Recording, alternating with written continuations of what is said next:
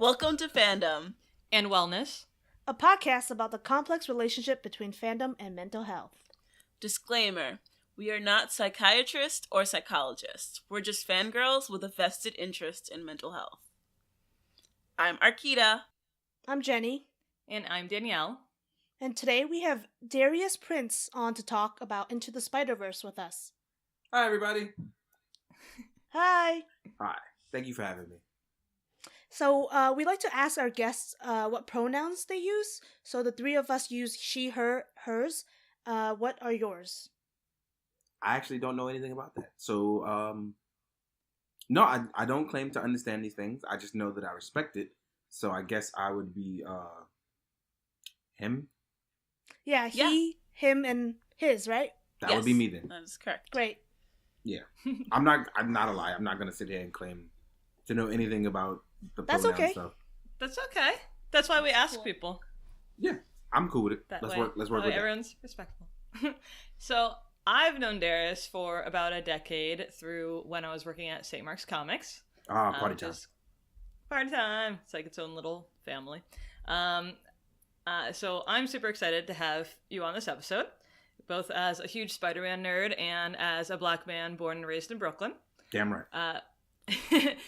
When we have guests on, we like to give them as much space as they are comfortable with to discuss their mental health and their connection to the geeky world.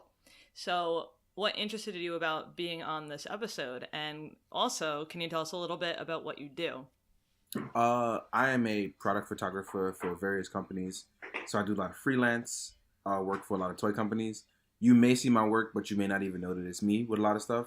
And then you may see my own personal stuff if you follow me on Instagram.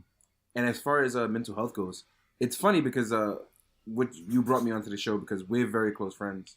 I've known you for a long time, even though I haven't seen you in a long time, because you worked your ass off to get where you are. So thank you. Yeah, I know. Trust me, I know. And a lot of us have grown. So it's good to see and hear from you. And when you talk about mental health, you've known me when I was in a very rough spot to me now being semi-successful. So it's really cool that even through all this, you've seen me and watched me grow as both a person and a friend. So I appreciate you having me on. I really do. But as far as mental health goes, I would say I grew up in the 90s in Fort Greene, Brooklyn. So it would go as about as what you think it would go. I saw a lot of violence. I saw a lot of drugs. But you have a choice to grow and learn from that or become a product of your environment, which is not easy. Either one, no matter what choice you choose from either one of those, it's not really easy. So I was fortunate because even when you try really hard in that kind of environment, it doesn't necessarily mean you'll make it out.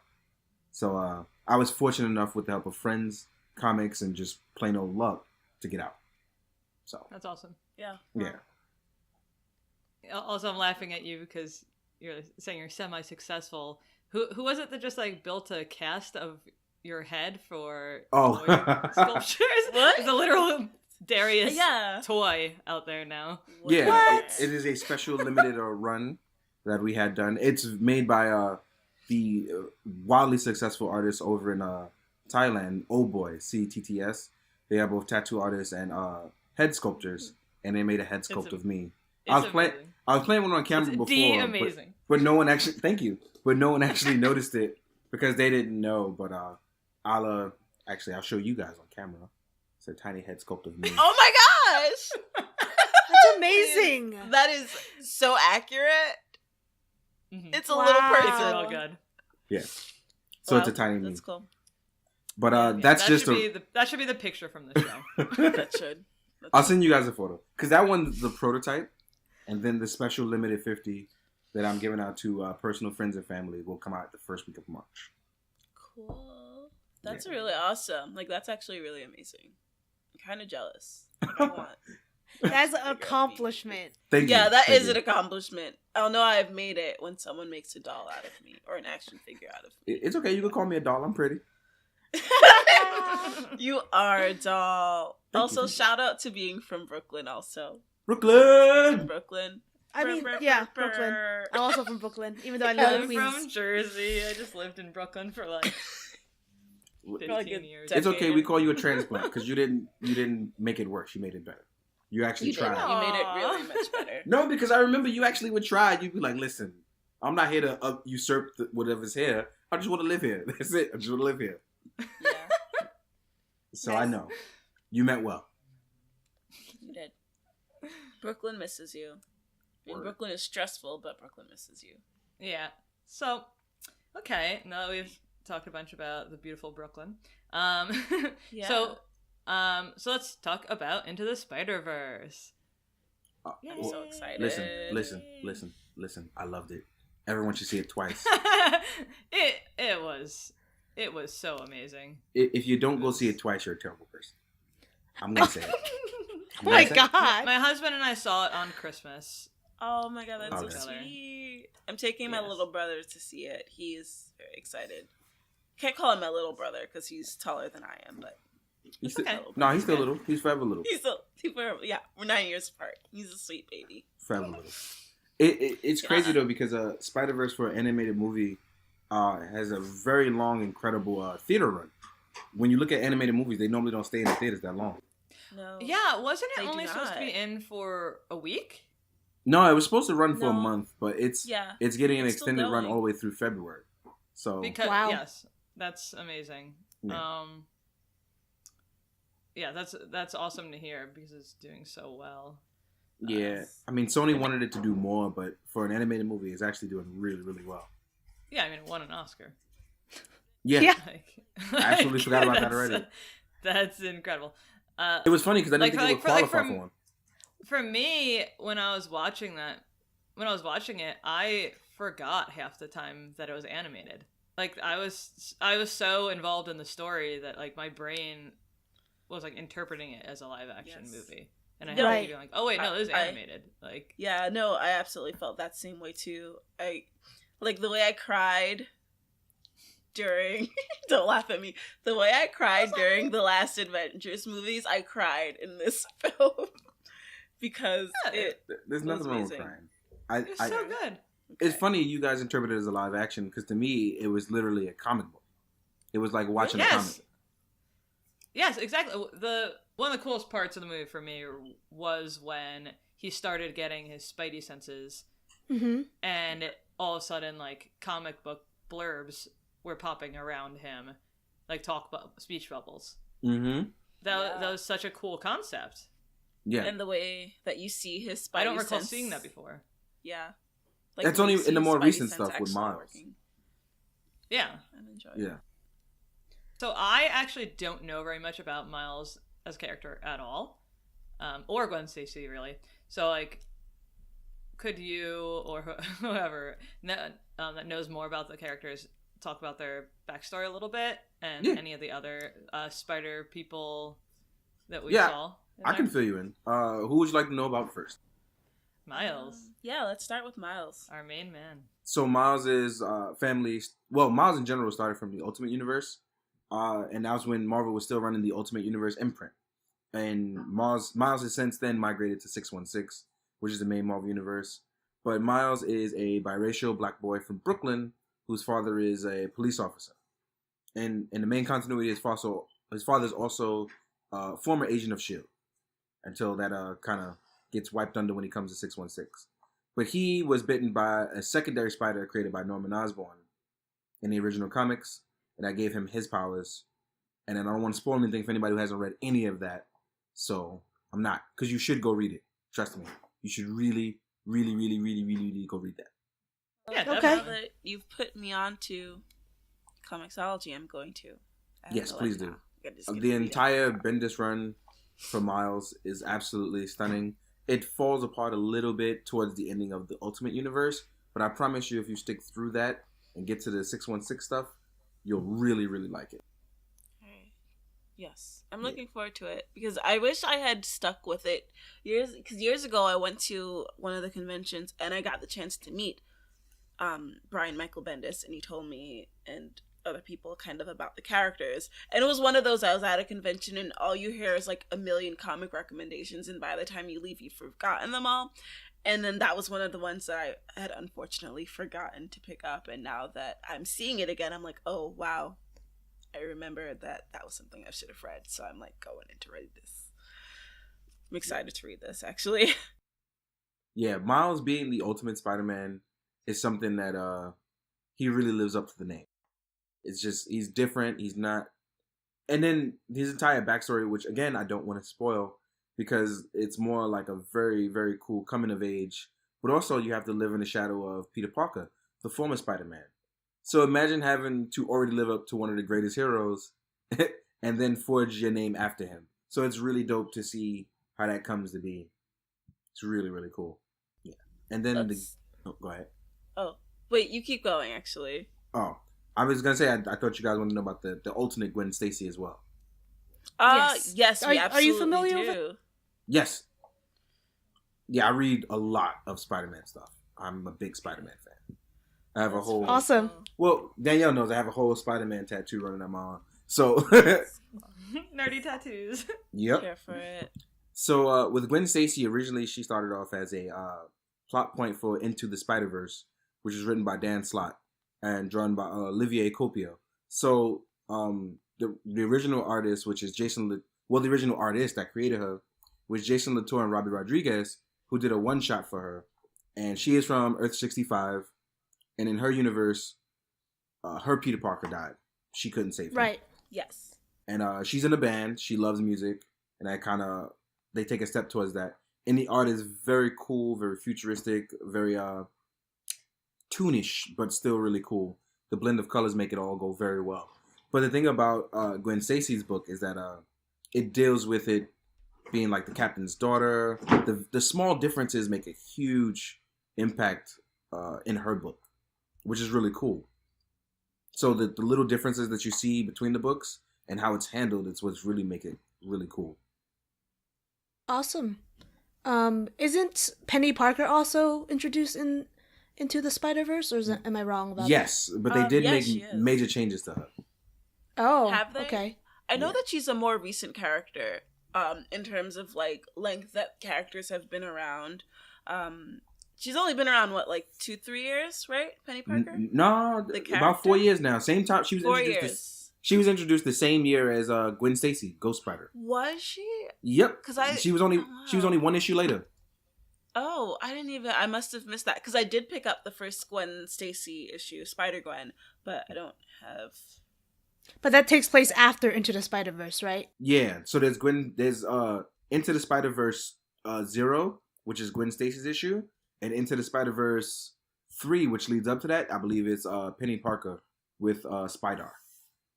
Okay, wow. Yeah, they're so it's really complicated for someone who's just beginning comics to find where something starts, basically, because Spider-Gwen issue 1 is technically not where Spider-Gwen starts, right? Nope. Because it starts Into the Spider-Verse. Yeah. So if you want to read up on any of those characters we've been talked about, what you do is you actually just go read Spider-Verse. And you should get the hardcover, because the hardcover has all the issues in order, while the softcover skips over some of those issues. Oh. So if you get the hardcover book, you actually will be getting the entire collection in chronological order, the way you should read it. That's good to know, because I'm going to go buy that. Yeah, you should.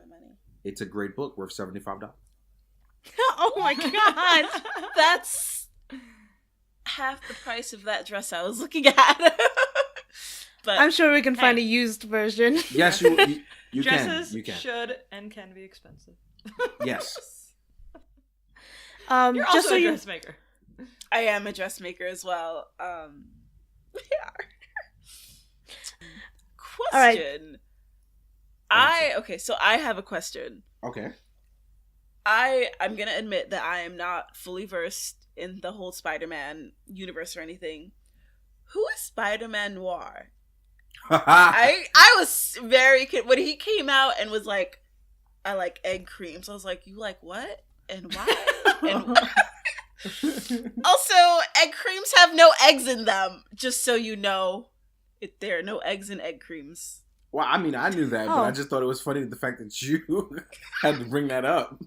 Sorry, it's okay. But I thought it was funny. What does he say? I like egg creams and punching Nazis. Is that what he said? Yes. Yeah. He said he likes lighting a match and letting the flame almost that reach was his so fingers funny. or something. Oh, what That was- kind of That was very brooding. Nicolas No, Cage. he said to feel something. Oh my god, yes. It was so funny. So he's very Nicolas Cage. That is. And you want to know a funny story? So I went to see that movie with a friend, and we at the time did not know Nicolas Cage was in this movie. And she knew that I was having a bad day, so she wore a shirt with Nicolas Cage all over it. Her shirt had Nicolas Cage all over it, and we're watching this movie, and we get to the end credits. We're like, it's Nicolas Cage! And she's like, this is the perfect shirt to be wearing right now. Someone visited my Dragon Con booth with a shirt like that on, and I asked them to never come back again. Well, it is scary. It is To scary. be fair, it was like a white man. It wasn't like it was like a cis white man who had no interest in like looking at or buying a dress. So it was, Oh no, then that's actually justified. Men ain't shit. like not to there are plenty of men and like trans women who own my dresses, but this specific person wasn't even looking at my dresses. He was just existing near my booth, and I was like, please just go somewhere else. Did he have like I just comb over can't. hair? Yeah. Was he trying to thin out but he also had a Nick Cage face mask on. Oh no, that's creepy. Yeah, I mean, that was the tipping point for me. All right, I don't blame you. Yeah, I would say get out of here, bro. I was like, this is very funny, but I really can't look at it ever again. I mean, the Nicolas Cage thing, Spider-Man Noir is and also a Spider-Verse character, but he was introduced actually way before when Marvel did a line on different takes of versions of Spider-Man, way before Spider-Verse. And Noir was basically Peter Parker, who was in the time of, I think it was 1930s, and he was bitten by a spider, and it's kind of just taking a different viewpoint of what if Spider-Man was in the 30s. And it was a 6-issue limited series, and now those books are worth like crazy money now, because Noir is crazy popular now, especially because of Nick Cage. So it's all his fault. Yep. Let's blame Nicolas Cage for everything.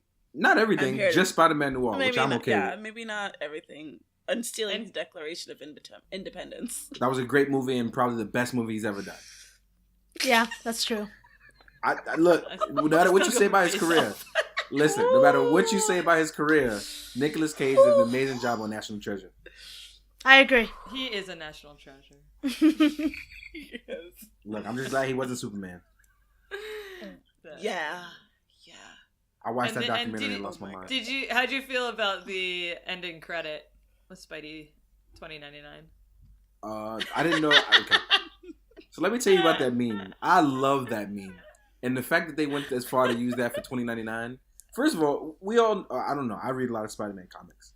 Miguel O'Hara is one to he hates jokes. So I know how serious he was doing that, telling him not to point at him, and that's what made it so much more funny. Yeah. Because it was like half a minute of Spider-Man 2099, is that the year? 2099, yeah. Yeah. And I already want to read comics about him, but also he was voiced by Oscar Isaac, which I enjoyed too. Oh, yeah. I forgot that. Yeah, he made a cameo as 2099, which is really dope. They already confirmed he's coming back for 2 as well. So, did you guys catch the Easter egg about the universe that he said started it all in? Universe. Well, it was Universe 62, which is when the comic strip started. A year after Amazing Fantasy 15. That's awesome. Yeah, it was based off the comic strip. There are universe. a lot of Easter eggs in the movie, so yeah. many. Like, that's why you have to watch it twice. Yeah. Definitely. Because the first time you won't notice anything. I'm really glad I'm taking my brother to see it after I've already seen it, because last time I took him to see Andrew Garfield's Spider-Man, and he spoiled the ending for me, and I was so mad. Like he already knew the ending? Was not your brother. I'm like, I would disown you right now. Like, none of us. I'm like, you know when they say from the womb to the tomb, I will put you in tomb right now for doing this to me. Don't. I mean, he deserved it. When he told me that Gwen Stacy died in the theater as I was watching it, I was just like, fucking hate you. I hate you so much. You should have Donkey Konged him. I should have. He was smaller than me then. You know what whatever that group. When you go to see Spider-Man, just tell him everything right before it happens. I should. I would do that. I love him. It is. I should. It would be the best revenge. That would be the best revenge if I were to do that, because I was really angry. I was so angry. And then we took him out for ice cream after, and my ex-boyfriend was like, "You don't know how to enjoy yourself." And I'm like, "He spoiled the movie." The way you said that. The movie. The movie. I put the womb to the tomb. I'll put you in a tomb. I was so mad. So wouldn't the womb be the tomb? Hopefully this time it's a better experience. Yes.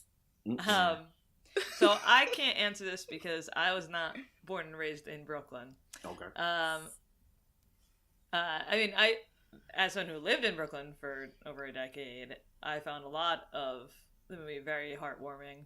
So, like, what were some of the most heartwarming moments to you guys, my Brooklyn babies? And, like, oh my God.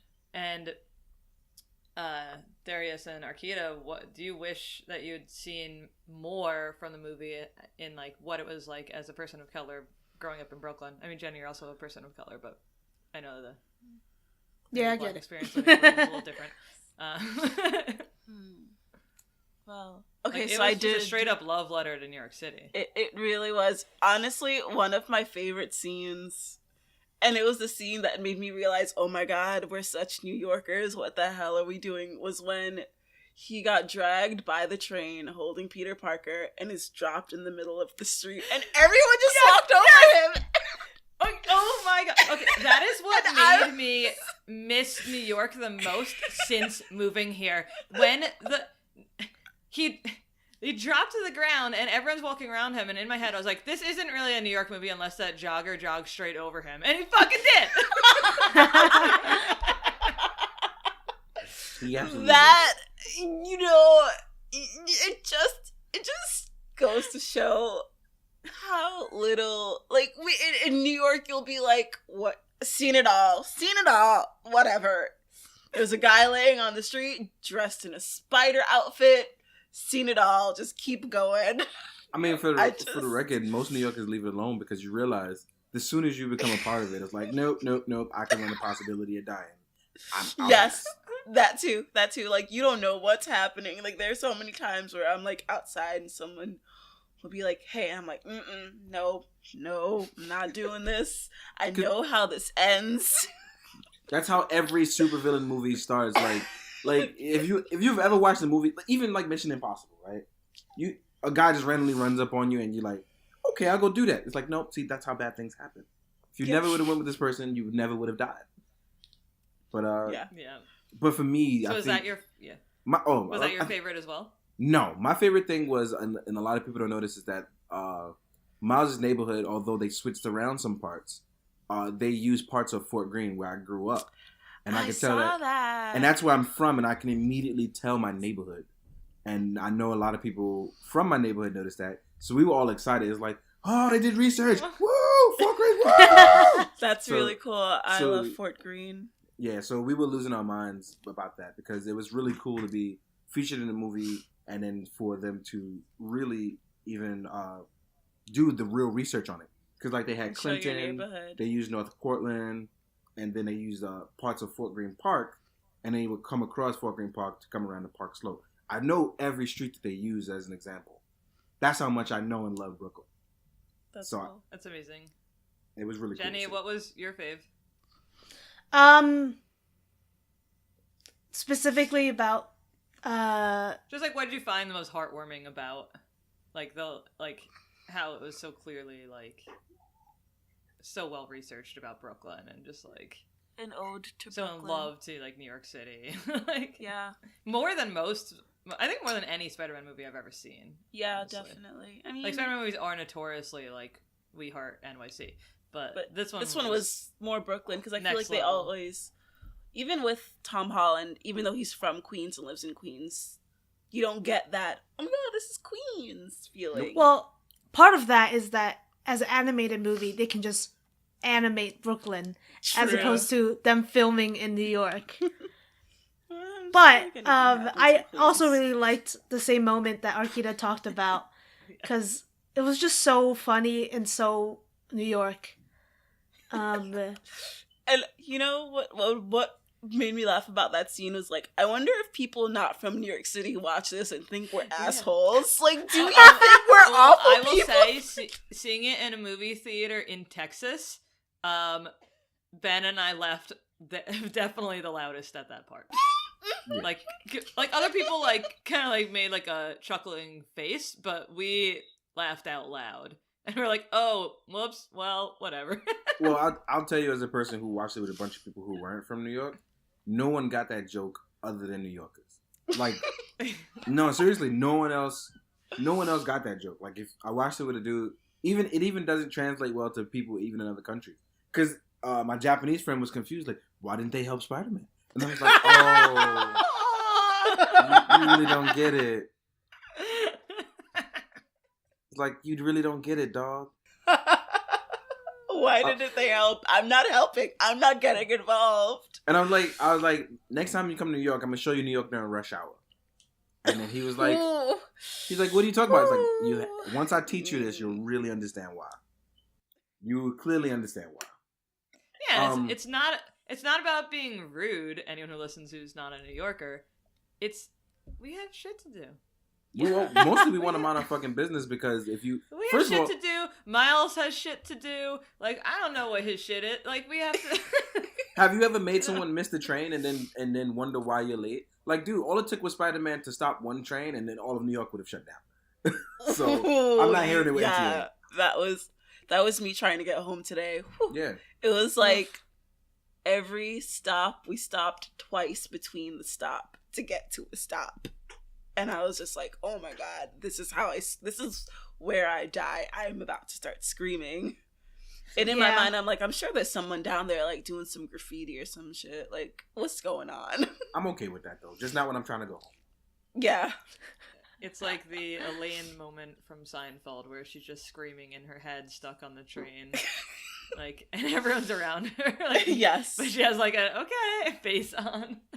Yep. Oh, speaking of graffiti, that one was also one of my favorite parts, because growing up in Brooklyn, I grew up in Flatbush. Not quite the same as Fort Greene, but I grew up with a love and appreciation for tagging and mural art and all that stuff. Like, I love graffiti. If I can find it wherever I can, I follow several like graffiti artists on Instagram because I love their work.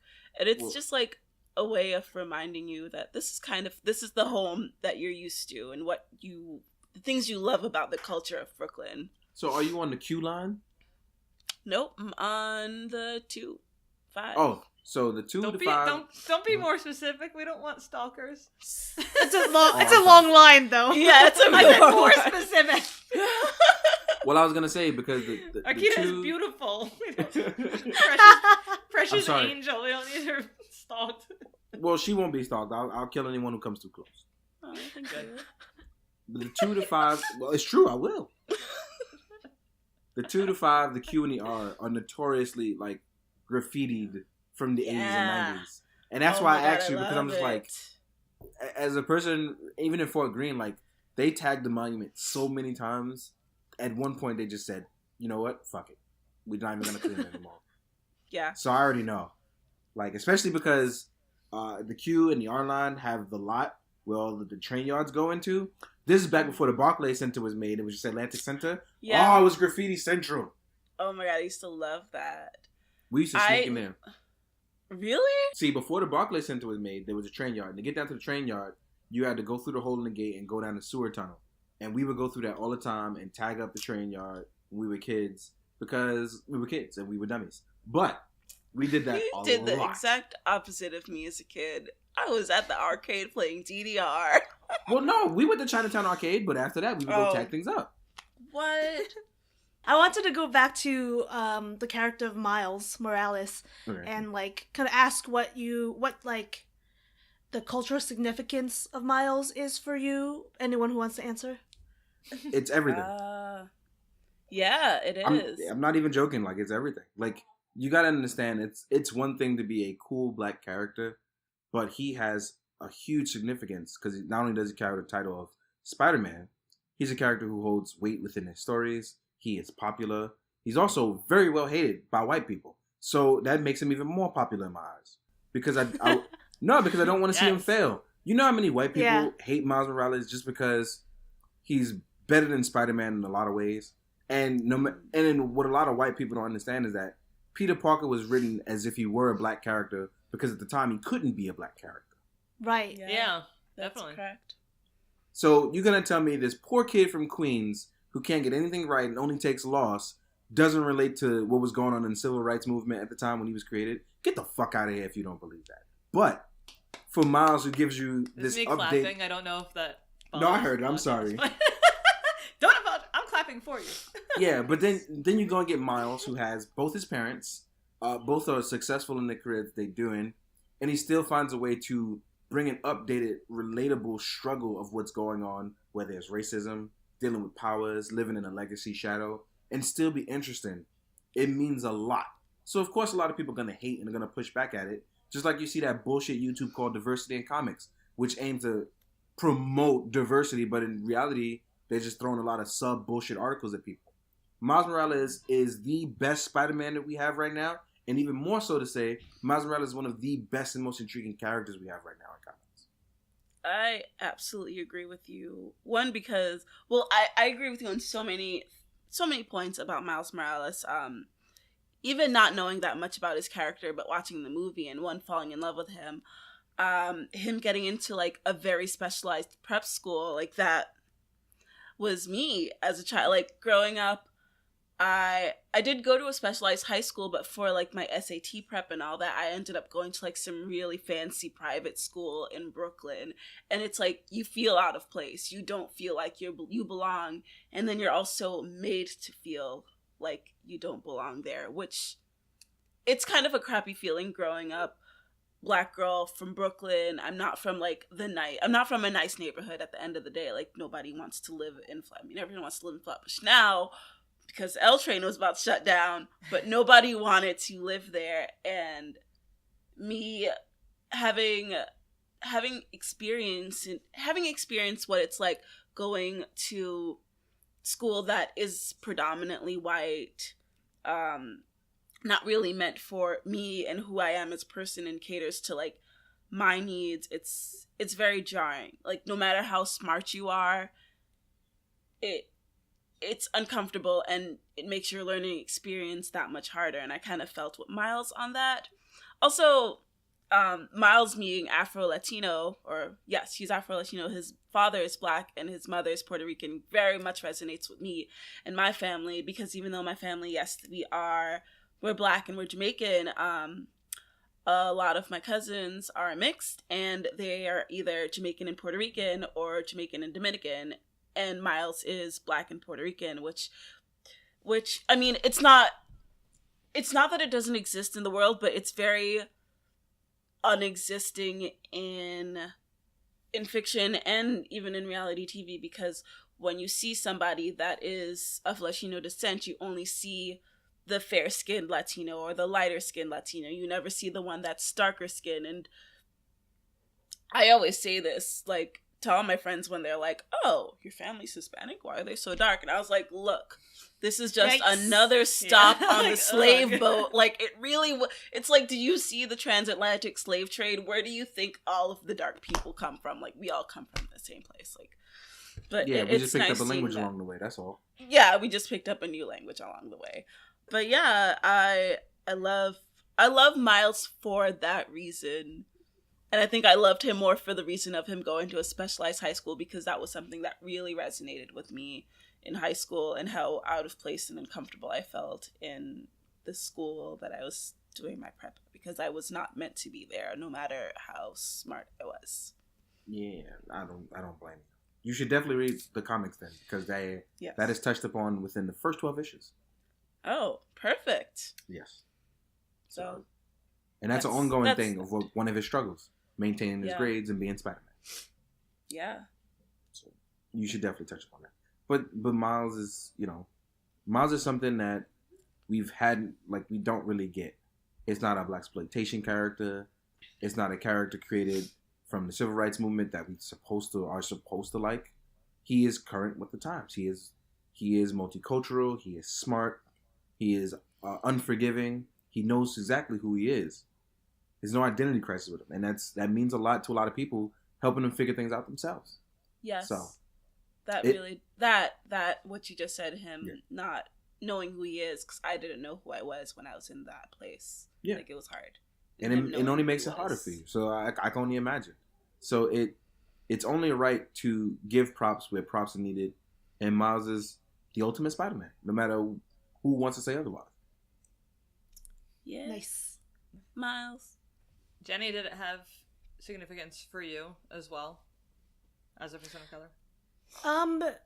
I would never really compare myself to the character of Miles, but I really liked that they were finally taking the Spider-Man story beyond Peter Parker, and it was just nice to see his story and see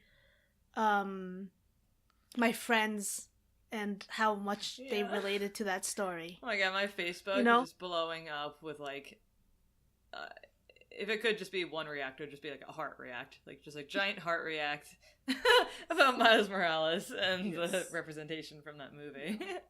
Yeah, the movie was amazing. All my friends so happy. That movie made me so happy. Like, oh, I walked out, like I went to see it with my friend, and I like, as soon as I got out of the theater, I bought the album. I was like, it was not even a question. I was like, I'm buying it. Done. Yeah, can you talk about that more? Too. Because you've talked about that album a lot to me, and like it's on your social media, and no, it's a good thing. I'm excited about it. I want to hear more about it. I don't even know what I would say. I do listen to the album very frequently. I think I listen to it I would say about every day, or I'd play a song from it every day just because I really enjoy it. So there's a lot of artists on there that I had never heard before, which I really liked because I like to find new music because I don't very often get to. I wish I could think of their names off the top of my head now. But I would say that there's a lot of cultural significance in this because a lot of the artists featured on this album were Black or Latino or Latina, and the music was all a bop. I'm really wishing I could say more, but there was a lot of really great songs on this album, and a lot of it spoke to me, not necessarily in like a cultural way, but like in an uplifting way. Like it wasn't all scary, and it was, geez, how am I don't know. I feel like I talk about this album so much, but now that I'm like on the spot, it speaks to you on a spiritual level.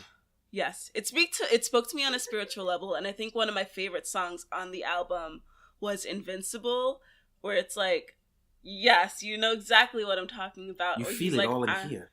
You feel it, and it's like you want your friends, like you want to succeed, you want your friends to succeed, and that's how I feel because so many of my friends, like you guys, have like all your nerdy businesses and all this, and I'm like, I want all my nerdy friends to succeed. Yes. Everyone. It's true. It's true. Friends. It's true. We do. Yeah. All of like the positive reviews that I have seen about the album have basically been that this is what Miles would listen to if he were like an actual human, like growing up in Brooklyn. No, absolutely, which is awesome. That's why they featured so many like lesser known artists, and there's only one song that I wish that was on the album that wasn't, but I know why they couldn't, and I'm okay with it. But when they played Biggie's song during the movie, I lost my mind because it's not on the album. It is not, for obvious reasons. Licensing reasons, but etc. That song, Miles being from Brooklyn, Miles playing that song while being in Brooklyn, tagging it meant it was perfectly well placed and perfectly timed. I think that was the only other song I could say that I think should have been on the album. And then outside of every other song on the album, I even like Sunflower, but I can't stand Post Malone. So me too. I was so upset when I found out that's who it was. I was like, I don't want to listen to him, and I was like, this song, I can get with this song. And but you see, I even realized what it was about the song that I really, really liked. It was everything that he was not on or a part of. Because I even like the other person who was on the track. But then when I listen to him, I'm like, oh, I could skip past your part. So, I really don't like Post Malone. I just don't. Post Malone is human trash. Another song on the album that I loved was Start a Riot. That song gets me pumped in the morning because it'll be like, oh, I don't want to get out of bed. And then like my at home artificial intelligence will be like, I'll just be like, play Start a Riot. You know, I don't want to say it because then she's gonna wake up and like ask for something. The fact that you have to do that means you have a Terminator at home and you should probably quit it. Stop it. But I'll be like, play Start a Riot while I'm still in bed and I'm like, all right, I'm ready to start my day. You live with a Terminator. Of course you can start your day. The Terminator gonna start a riot. But Start a Riot, which is by Duckworth, which is just Duckworth's the homie though. Yes. Kendrick Lamar by another alias, which I love Kendrick. And he also did help produce the Black Panther album, which I do listen to. I think the 3 albums that I listen to the most now are Black Panther, Spider-Man, and Hamilton. Those are the 3 albums that I always listen to. I need to listen to the Hamilton album. But I think get on that. I think another person who I listen to a lot is Anderson .Paak. And he was supposed to be featured on the Spider-Man album, and it just didn't work out. Which I'm okay with. But you should listen to Anderson .Paak. Really good guy. All right. Just listen to Moana on replay. Constantly. I was so upset. I went to watch Moana last night, and Netflix removed it. No. You took too long. But I watched that movie like every other week, and I guess I might have skipped one, and then I went to, because I was like all excited because I went to the Disney store yesterday and bought all that stuff, and I was like, Disney, Moana, and it was there, so I watched Hercules or whatever. But yeah, no, the album was great. I really enjoyed it. I really like Scared of the Dark and What's Up Danger. Yeah. Oh yeah. Yeah, What's Up Danger is like, it has the what's his face? I forgot his name. His uncle. Yes. Ooh. Oh, Uncle Aaron. Why do we? Yeah. No. The artist. Damn, why can't I remember his name right now? Black Caviar. Yeah, Black Caviar. You're right. Yes. Black Caviar. That's who it is. Yes. I meant this Miles' uncle. What's his? Oh, Uncle Aaron, the Prowler. That's what I said. Prowler. She did say there we that. go. Prowler. Yeah. Oh. I was thinking of code Prowler. names. She was thinking code names. Yeah. Okay. Because it has I think it has part of the Prowler's like theme song in it, where you know how it has those elephant trumpet noises or whatever it is. It's so. It sounds so cool, but terrifying at the same time. The Prowler I think was that's what legit makes terrifying. it so terrifying. I think that's what makes that song so cool is because it has that in there, and it's like exactly. you don't. It's like you feel the danger coming when you listen to that song. You feel like danger is on its It's like way I should for be you. running right now. Yes, I should listen to that when I run. If I ever run. Oh man, if I run, I'm out. Don't need music. Don't need AirPods. I'm out. No. Now I wanted to say this thing. I say this as a Black woman, that Miles Morales is finally a character that I can really relate to. That one not only looks like me, but also has had similar growing up, a similar upbringing to me. But I think him now being a relatable character for POC, for people of color, and for all people of color, for all children of color specifically, whether they're Black or Latino, because I feel like for so long, all the characters that we've kind of had to relate to were non-POC white characters, just like we had to be able to relate to Peter Parker. And I feel like what makes me so glad about this now is that even if you're not Black or Latino, you can still empathize with these characters without having to look like them. And I think that's one of the biggest things that I would like more white people to understand is it's okay to empathize with someone who doesn't look like you. And it really bothers me when I see people that say, how can I relate to a character because they're Black or because they're Hispanic? And I'm like, well, I'm now 27 years old, and the majority of superhero films that I've watched are all white characters. Like, to this day, I've had very limited characters I can relate to. My characters include, like, Storm and Chitara, which I know she's an animal, but in my mind, Chitara is black. But it's like, I think that's what's so nice is that you get these characters that you can relate with despite their ethnicities. What do you think about that? Like, do you feel the same way? I think it is extremely hypocritical when any white person says they cannot relate to Miles Morales or just any character of color in any movie, frankly. Like, you'd for the reasons you just said, like, we have asked black people and people of color to empathize with white characters for how long now? Like, to the point where we have changed characters that are written as black to be played by white actors and actresses. Like blackface, like, used to be an actual thing. Like, I mean, some people still fucking do it, which still is insane. Is a thing. But, like, so to say that, like, okay, well, we will force other people to. I say other people. I'm sorry because I'm a white person. Anyway, no, that's the proper way to. No, that's the like proper way to other go white about people. it.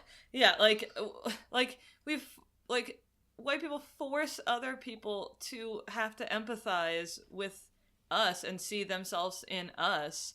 I mean, I will say mainly cis male roles, but also a lot of times, like, you know, like white feminist roles. Yet we can't see ourselves as a black character? What is wrong with you? If you cannot see that is racist, I don't know how to explain how anything is racist. Well, that's the thing. You pretty much summed it up. What happens is that they don't want to understand a role while being able to play any role. That's what it is. And it's funny you mentioned white women as well, because for me being white feminism is a huge fucking thing. Exactly, because me being a black man, a lot of people don't understand why I would always be so scared of white women. Like, and to this day, I'm still scared of them. Because you have to understand, I can walk down the street and people will take her word value over evidence or truth. If she said anything about me, it would just be that. And you have to understand, like, you're playing a sort of role here. Like you said, if a white woman came to me and said, this man attacked me, this man touched me, this man did whatever, that's it. I'm put away for life. Like, yeah, and on the flip side, no one believes black women ever. Yeah. Yeah. And then it goes back to what you're saying. White women are there's a beautiful, wonderful movement going on with Me Too to start believing victims and everything more, and you know, because yes, like, cis white men are believed above all. Yep. But white women are believed over black men. And black women, and then everyone is believed over black women. Yeah, and I don't like that people. Appalling. Yeah, I don't like the fact that people put black women at the bottom of the barrel, and even including black men. And this is the problem that I have is that other black men. You've been very. I'm sorry to talk over you a little bit. Go ahead. You've been very outspoken on. I just want to say that you've been very outspoken on your social media about protecting black women, and it's something that I absolutely adore you for. Yeah, I don't like that, and I call out other black men as well because it pisses me off when. It's one thing to not understand when you're making a problematic statement. It's even worse when your masculinity is so fragile, when you get called out for it by another guy. Like, if I'm going to call you out for it, I'm not being hostile. I'm not being negative about it. I want to let you know that what you're saying is wrong, and you got to either find another way to word it or go about it differently, because I refuse to let people stomp over black women, especially because black women are the ones who get shit done. Not black men, not white women. Black women are the ones who always get shit done. We're talking about historically speaking. So it pisses me the fuck off. Yes, definitely. Yeah, there wouldn't be a feminist movement at all without black women. Shit, we wouldn't even have people in space without black women. So I don't even want to hear that shit. True that. Because I will say that it's good that I'm so sorry go ahead. that you call your friends out, because sometimes, like, if I see someone saying something stupid or, like, very wildly racist or sexist, I'm just like, you know, goodbye, I don't need you in my life.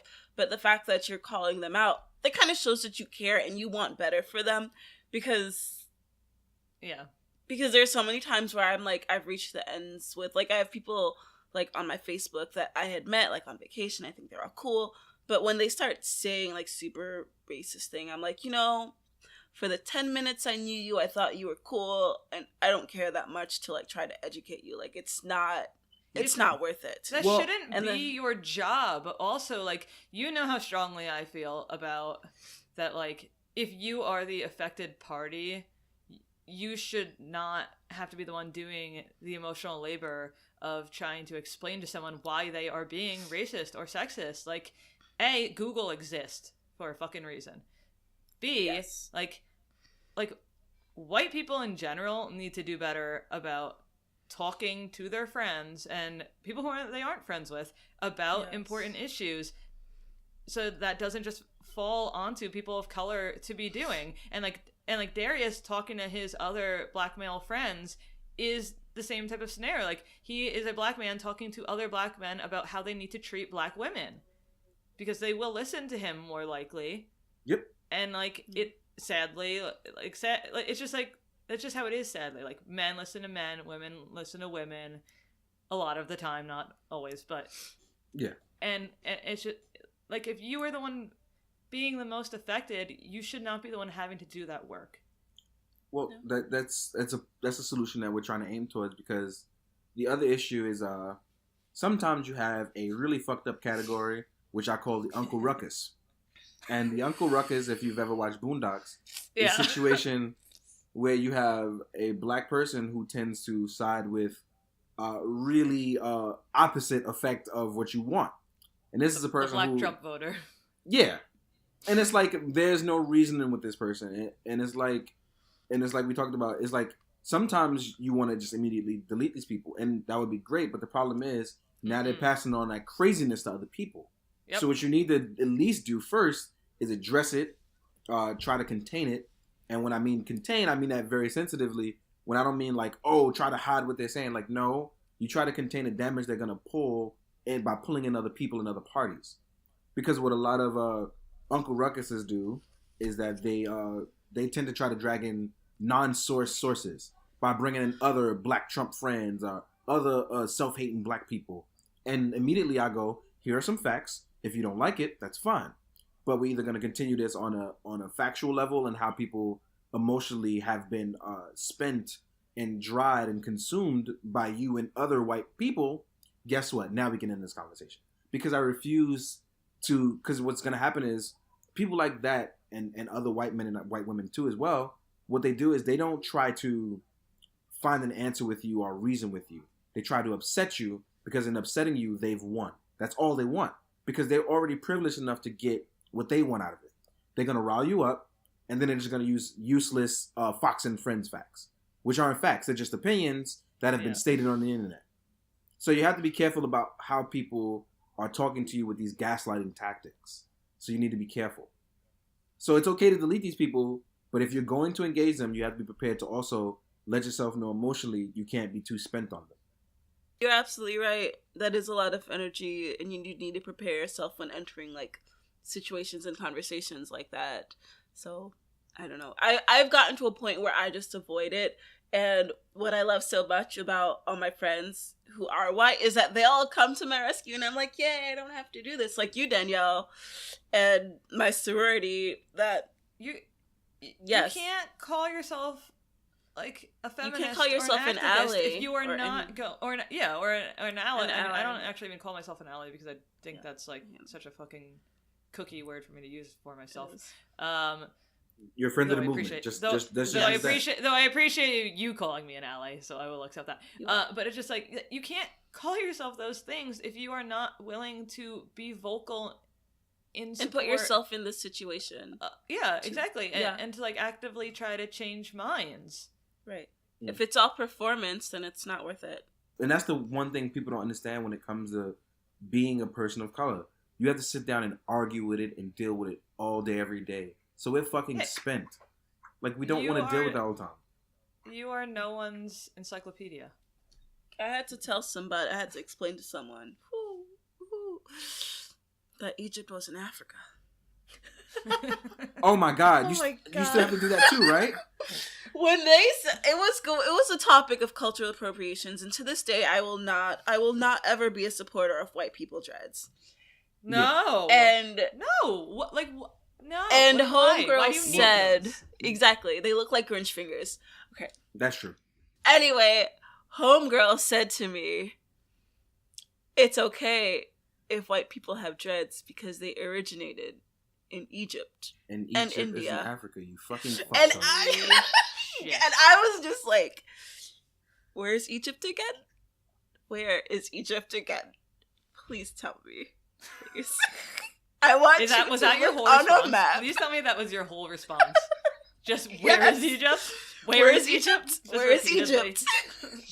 But even if you didn't say Egypt and you said India, you do realize India is full of brown people, right?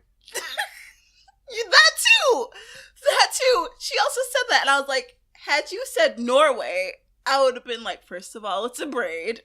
Look, like dreads It's are really- not ours. We don't get to have everything. Deal with it, white people. Exactly, Oh well. like you don't. First of all, Norway definitely had it locked down on beard braids. They were the first to do that. I'm gonna give them credit. Yes, I will give them that. They had some dope braiding techniques. I will give them that. Do you Yep. ever see what's her name? Dang, what's her name again? I don't know. What? Why? No, Is from it Game of escaping me? Thrones. Oh, the Khaleesi. Yes, her braids. I'm like, you got some Norwegian shit going on there. I like it. Yeah. I'm but no, like you can't compare the two cultures. Yes, they have similar-esque hairstyles, but like they both have cultural significance, and there's a reason why you shouldn't do certain things. It's what's hard is that they don't feel that they're doing something wrong, and when you try to call them out for doing something wrong, they are more offended that you're calling them out than they are offended that they did something wrong. But this is what I've learned. When you grow up and you're taught nothing is out of your reach, being told something is out of your reach is what offends them. That's why they go so hard on things they're not supposed to do. That's why, personally, I just think that, like, just the privilege and the audacity, which I call the caucasity, like all other black people do. The caucasity. That's amazing. I love that word. Thank you for that blessing. Thank No you. problem. But the caucasity of some people is like, it's like telling them, hey man, you shouldn't do that. This not only could offend people, but it's really wrong. What do you mean I can't do it? My dad's been doing it for 30 years. And then as they say it, they don't even realize that's the fucking problem. Your dad shouldn't have been doing it for 30 years. Mm-hmm. Yeah. And then they don't even Also- bother reflecting on it. They just go, well, dad did it, so I guess it's okay for me to do it. It's like, no, Jimmy, no. Jimmy. I just want to say, like, if you are a white person listening to this episode, which I would imagine a lot of our followers are, Don't feel bad. yeah, like if you are feeling personally attacked, ask yourself why. Because Have like you- just because like we are saying, because I'm a white person, like, you know what I mean, like just because we are discussing how problematic white people can be, like That also doesn't mean it doesn't doesn't apply to mean- you. Like, that means if you're doing the right thing, you shouldn't feel bad. exactly it like Yes. like it goes back to the conversation on relating to Miles, despite like regardless of the color of his skin. Like, you should be able to see him and be like, wow, he is fucking brave. Like, I want to see that in myself. So He's brave, he's funny, he's sweet, So he's his- awkward with Also, girls. I'm just gonna throw this in there real fast. All white people are racist. That is something I truly believe. It is fucking ingrained in us, and if you cannot admit that, that is problematic. The first step to being anti-racist is admitting all white people are racist. I said it. True I said it. I'm You- saying you it. said That's what it. I said. But here's the thing that people need to acknowledge, right? Even with the Miles thing, when you go back to the Miles thing, people are going to be upset because Miles is this black character, forgetting that Miles was created by a white guy who has an adopted black daughter. Yes, that's what And got that me was when the- I met him. Is and that's that what he was the- said, and I was like, oh my god. And that was the reason why he created Miles, because he has a black daughter. And he wanted to understand it. Because the second he became the parent to a black child, he understood why white people are crazy. Yeah. Yeah. The fear he must feel for his child, like yes, he understands racism because now he has to see it and deal with it. Yes, he does. And the scene where Peter and Miles are talking, and they're talking about his spidey senses, and Miles says, "I always feel that way." That's what it feels like to be Black or Latino or African. Like, that's what it feels like to be constantly on edge and worry that one wrong turn, anything you do, you look at someone like somebody's out to get you, and that is. Imagine feeling that way, and your father's still a police officer. Yes, that too. Exactly. I'm gonna be honest about this. Both my uncles are Marines. They're also cops. Like, I grew up knowing all these things, and to this day, I still am very not trusting of the police. And I know them. I love them. They are good to their core, but I feel like there's so much wrong with like our justice and law enforcement that I trust them. I trust nobody else. And that probably doesn't even run that far because they still wear the uniform, right? Yeah. No, not anymore. Oh, okay. Because I actually had that problem anymore. even in my family where it's like, yeah, I have friends and family who are police officers, but there's only but so much I could go, you still wear the uniform. Yeah, I wouldn't tell them everything I do. Yeah, exactly. Yes. They don't need to know. But you're an angel.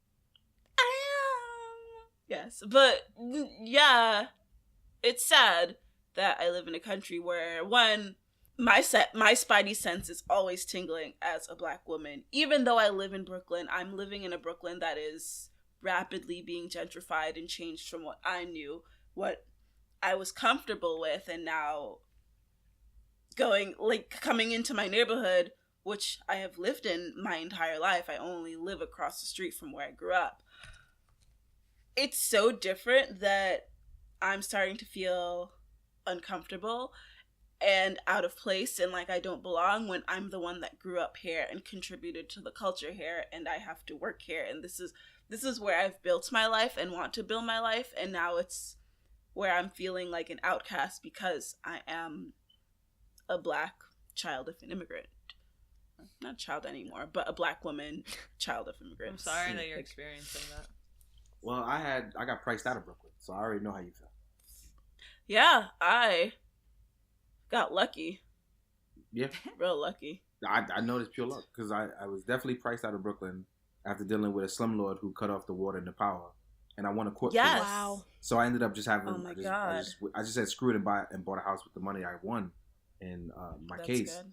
But the fact that people want you they try to get you out by literally cutting power to the building, being terrible landlords. And there's no laws to prohibit this, and that's a whole other issue. And that's these people are allowed to be terrible. They are. That's one of the biggest issues that we face in New York City is gentrification. And I say this growing up in Brooklyn and experienced it, and having my family experience it, and having my grandmother. I used to talk about my grandmother a lot and on the live videos I did with you. She was a sweet lady. She lives in my neighborhood, and she's experiencing it now, where they are trying to push all the older people and people that have lived there out so they can raise the rent ridiculously and let people in because it's not a rent stabilized place. I am lucky in having found a rent stabilized apartment, but tell her to fight to the end. She will win. Because the reason why I won my case is you document everything, you keep a record of everything, and more importantly, you don't have any conversation with the landlord without recording it. Because they will tell you one thing and then do another. So without proper documentation, tell her don't even bother talking to you. Mm-hmm. Yeah, that's the only way to win. Because they will lie and forge documents. They absolutely will. And the same thing happened to my mother. We lived in Crown Heights at the time, and they raised... This was... I'm sure it was illegal. I'm sure you can raise rent, but not by that much. And they raised rent by at least $800. And no, that's too high. Holy shit. And my mother isn't a single mother because she did have help from my father, but she was the one handling that on her own. And to raise $800 a month, you don't just pull that out of thin air. So she ended up having to move in because of that, because it was a ridiculous raise. Nobody can afford that much of a raise except for people that have moved here or have help from their family, all those things that cause gentrification. Yeah. So same way it was. I used to when I lived in on Atlantic Avenue, not far from where I grew up in Fort Greene. This is Bed-Stuy, and like I said, dealing with the slumlord, where I would just literally, it would be, okay, I'm doing what I got to do, and then suddenly lights are out, water's gone, and the rent is raised from a $1,000 1-bedroom apartment to $2,000. It's like, nope. This is not what I agreed to. I have a 2-year lease, Wow. Yeah, that's Brooklyn in a nutshell. And I hope that Miles Morales does not have to deal with this when he gets older and has to look for an apartment. I really do. But do you guys mind if we move on to some questions from our listeners? Yeah. All right, so we asked for some questions on our Instagram story, and this is one of them. Let's see. After almost 2 decades of white Spider-Man, like Tobey Maguire, Andrew Garfield, Tom Holland, and also tons of viral online campaigns for a Spider-Man of color, like Donald Glover, and we finally have a non-white Spider-Man, but would you say it's a cop-out that it's an animated Spider-Man? And just to put in some kind of background on how this movie was made, from my knowledge, is that they wanted to do an animated Spider-Man movie. I don't know whether it was going to be Into the Spider-Verse or not, but they wanted to get Phil Lord and Chris Miller on, and they agreed to do it if they would do the story on Miles. So, as far as I know, it wasn't even originally going to be a Miles story. And then it became a Miles story, and it became a Into the Spider-Verse story with all these other characters. So that's just the background on that before any potential answers. I do not think that it's a cop-out. And the reason why is because licensing agreements. And originally, you have to understand, Sony had the Spider-Man rights. They didn't want to give it up. They ended up tag teaming up with Disney and Marvel to do the MCU stuff. That really only leaves you with Miles. You couldn't do really anything else. Even if you did another animated Spider-Man story, to sit down and do another animated Spider-Man story means you would have to tell another Peter Parker story, which people are pretty much tired of. At this junction, since Sony is not doing well overall, I guess, with movies, this is basically your last bet. And as being as successful as it was, to have a lead black character, it's proof that you don't need a white male lead anymore. You led just fine with a black male lead. You told a different type of story. You told something that was refreshing. It's like they were pretty much cornered and said, you know what? We might as well go with the thing we didn't want to do anyway. And it ended up being the best thing for them. Cop out, no, but a lucky plea, yes, definitely. Do you guys have any thoughts? No, I agree that they would have had to do another tired explanation of Peter Parker if it was live action. Yeah, I don't think I could handle another Peter Parker telling of his background story or anything. Like, I feel like we've had so many so far that seeing Miles and getting to know and fall in love with his character was so refreshing and welcoming. And it actually, like, it made me happy because I was getting to a point with Spider-Man films where I was like, oh my god, I'm gonna see another Spider-Man film. Oh my god. We all know what happens. At this point, we all really know what happens with Spider-Man. We've had 3 live-action ones already so far, not including the cartoons. So, this was nice. And seeing it I actually really did enjoy seeing it as an animation one, because it was a new media that I'm not used to seeing. But also that it was nice because you get to do things with animation that you can't necessarily do with live actions. Like, you could see when his spidey senses were tingling. You can see all of his emotions in his act. Like, you were able to play with things a lot more than you would be able to in a live action film. And yeah, I know CGI exists, but like, I thought this was fun. This was yeah. Yeah. And like, well, like in CGI you wouldn't have like the panels that they did in the animation. So like, and a ton of other things that they did.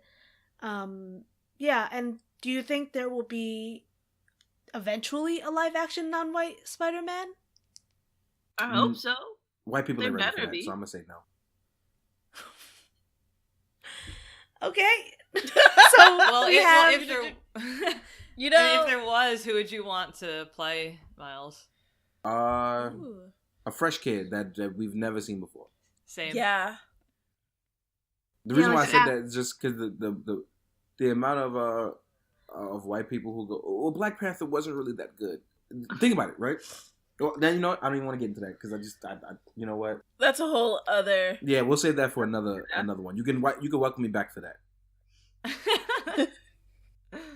But yeah, it's like some people just aren't ready for it, and it's fine.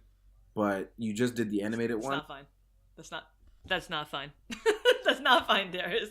I love you. I'm sorry to talk over you. It's not fine that white people aren't ready for a black live-action Spider-Man movie. I know it's absolutely not fine because it's ridiculous that people will make excuses for not liking Black Panther or not liking Spider-Verse, and it's funny. Black Panther only came out less than a year ago, and people are still talking about it. How many other movies from last year are people still talking about? Not many.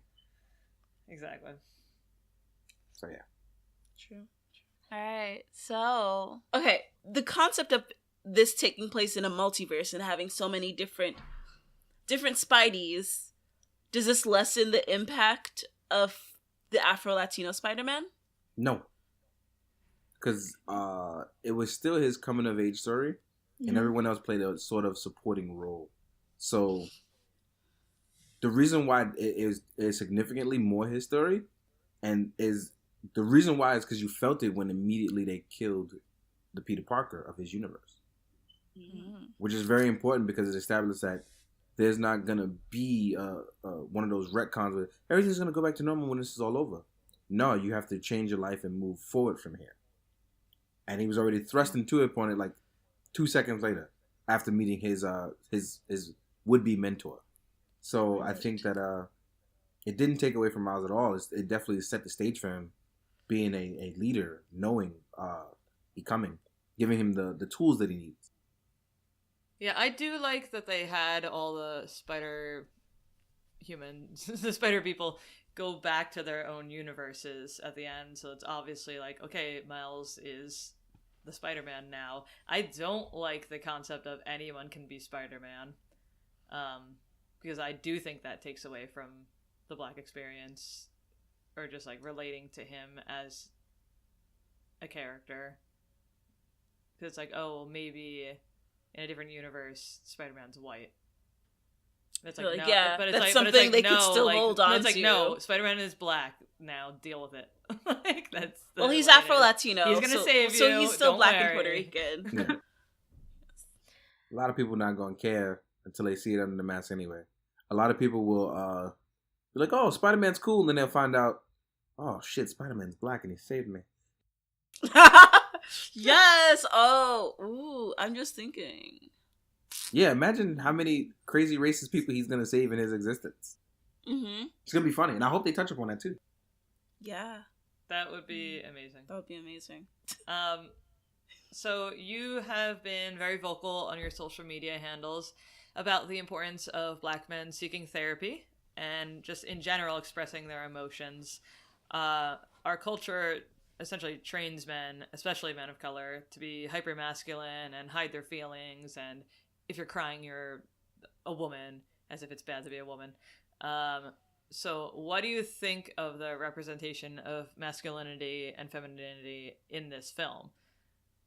Like how Miles interacted with his father and his uncle and their closeness and their bonds. It's definitely something to aspire to because it was handled very well. Between the emotional relevance between him and his dad and his mom and the way he handled things, the way he spoke to his mom with respect. He obviously learned it from his father. And even his uncle Aaron, who, was the prowler, still had lots of respect for women and knew how to talk to his nephew. It was one of those things where, even though he talked to him like a G, or it was a lot of slang or a black vernacular in it, the point was he still spoke to him in a place of love and care as opposed to toxic masculinity. His own Uncle Aaron, who is a professional thief and killer, still spoke to his nephew with enough love to go, this is how he's, even with giving him tips with girl.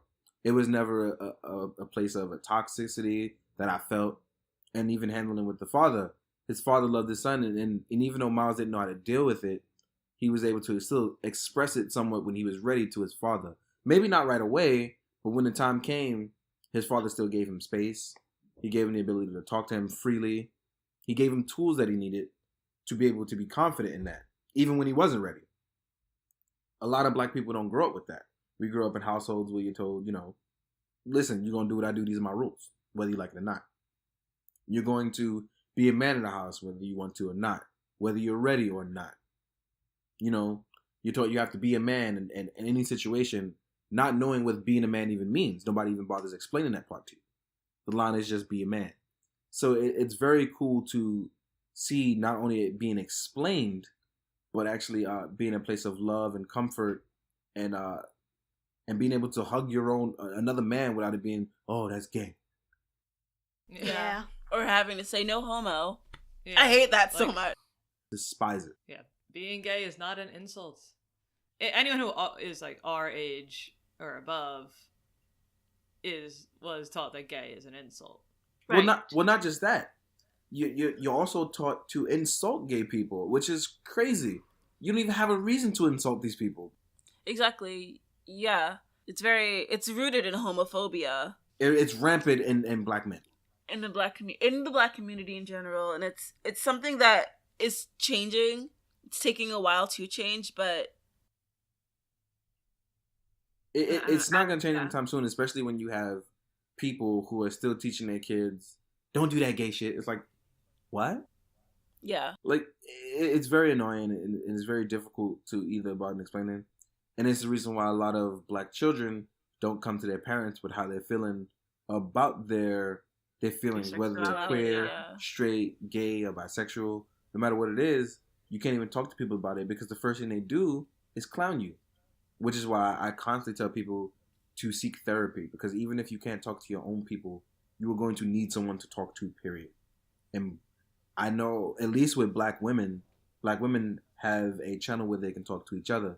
Black men don't have that. Whether they're questioning their sexuality, whether they're questioning depression, post-traumatic stress disorder, because growing up in the hood, people don't realize is the equivalent of having post-traumatic stress disorder. It absolutely is. You see so much. And I've seen a lot growing up, and that's why I tell people, it wasn't until my late 20s, which I wish I would have gone sooner, but therapy is not cheap. But if you can afford it, if you can do it through Medicaid or Medicare or through your insurance, I highly advise you seek therapy.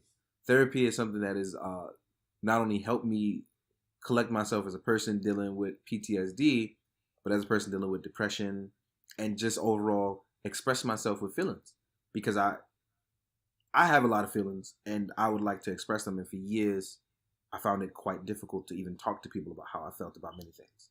My initial complete and utter anger towards white people is not just regular anger towards white people, because it was very misplaced. And initially, outside of my white friends, I would literally beat the shit out of any white person who said anything negative to me.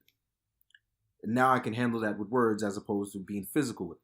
Because that's toxic masculinity. You're taught that being physical is equivalent to being manly, and that's what you need to do to be a man, and that's a trait you need to unlearn. It's something that over the years I've completely gotten better with. Is it perfect? No. And I still have issues with it, but it's far more under the control now than it's ever been. So, therapy. It works wonders. Thank you. Agreed. Yeah, so like I did. Oh, I'm sorry. What were you saying? No, you go. Oh, I was gonna say how much I loved. In case you didn't catch that, Miles Morales. He actually has his mother's last name and not his father's last name, because his mother's the one that's Puerto Rican. I'm like, oh, that's so cool. And I think about that, and I just think, oh, wouldn't it be so cool if I had a kid and they had my last name and not my figurative husband's. Let's say I'm not married or dating anybody, but I'm like, they get my last name. I'm sure it would be a discussion with my partner then, but I feel like if you feel that strongly about it, end of discussion. I feel very strongly about my last name. It's well and keep it, because the thing is, Miles's mom is a successful nurse and she has a name to make for herself, so she chose to keep her name. Therefore, when they had Miles, they chose to let Miles keep her name. It was totally fine. It was a representation of the father picking Miles' first name and keeping the last name as both a blessing towards them. The combination of the two heritages come together. Something else I definitely need to say is that Miles' mom, like, how she was drawn was amazing. She wasn't a stick figure. No, she was curvy. She was curvy. She was like, she had like thick thighs. It was so wonderful to see. I was like, oh my god, she looks like an actual human. And like, I'm saying this like as someone who is kind of a stick figure, but not all women look like that, and they shouldn't all be drawn like that. So I loved that aspect. I was like, this looks like a Latin mother, like what I would think is Latin mother, like. Yes, but I hate to say that she looks like a real person, because real is so many different body types, but I know. She's a representative of a body type that you don't get to see very often in any portrayal of media, and that's what I loved so much about it. I was like, it made it feel as though, okay, you don't have to be super skinny and super fair skinned to be pretty and to be represented in the media, because whenever you see anybody that's of these different, like, anything aside from what society has told us what is supposed to be beautiful, you never see it really in a good light. You never see it portrayed positively. And that was so great, was that his mother, Rio, has a successful career. She has made a name for herself, and she has a body type that represents more people. Not to say more people, but it's something different that you haven't seen, and people who don't get to see very often. As someone who runs a company that deals with custom measurements, I would say more people. Okay, more people. Yes. Yep. I would agree with more people. Yep. The underrepresented. The underrepresented. Yet greater population. Absolutely. Mm-hmm. So in this movie, we pretty much all the Spider People stories, we deal a lot with grief. Do you wish that we had like seen more of the impact of losing Miles' uncle on him? And yeah, I guess. No, because personally, I think as Black people, we deal with enough grief. So it was impactful, it was short, it was to the point. And I think for a sequel, you will deal with the aftermath of that. Because it's really, really rough to already see things you can relate to. Both positive, like, you don't see enough of it positively. And I know you needed it, that little negative impact for the movie. But sometimes that's just more than enough. I'd seen my fair share of that stuff. I don't want to see it anymore. Yeah, I understand. I would also agree with you on that. I feel like growing up and having the Black experience, you do deal with enough grief that I feel like if you were to add it to his uncle already passing and him having to continue being a hero after that, that would have been too much to handle. I would like to see that touched upon in the sequel, and how he's handling it, because he'll have to go through several stages, and he'll have to eventually like deal with it with his father and his mother, because it was his father that found his uncle there. Which, oh god, yeah, that was rough. Story times. Yeah. As an aside, not about Miles, we love talking about him. Something I didn't know, but I looked up later and found out, was that Penny's SPDR suit was built by her father, and he died while building it. Mm-hmm. So like, it makes that scene about losing her suit like even more traumatic, and tragic. Oh, like that's an aspect I didn't know. Yeah. Yeah. That's why when she lost the suit, I felt really bad, because it had the last memories of her father in it as well. That's why the robot also acted like her father. It had his memories. So so it's like revisiting. I'm gonna cry. No, yeah, when I saw that scene, that reminded me of Big Hero 6. Mm-hmm. And oh my god, I'm gonna cry. I loved that movie so much. But when you finally got to see his big brother again, in Baymax, and it was like, wow, that like Tadashi's memories, and not memories per se, but like the videos of him and him programming Baymax was kind of how I felt towards Penny's. It's very soulful. Yeah. So, I wanted to move on to Gwen Stacy, and talk about kind of her role, because in the original Peter Parker story, she's basically fridged, right? And so... Jenny, did you just use fridged as a verb? Yeah, because that's what happens. And everyone's familiar... I don't know, is everyone familiar with that term, fridge? I am. Women in refrigerators. We talked about this for a long time. From the Kyle Rayner Green Lantern? Yes, it does. Yes, it is. Where his girlfriend dies in the fridge to develop his character. Yeah.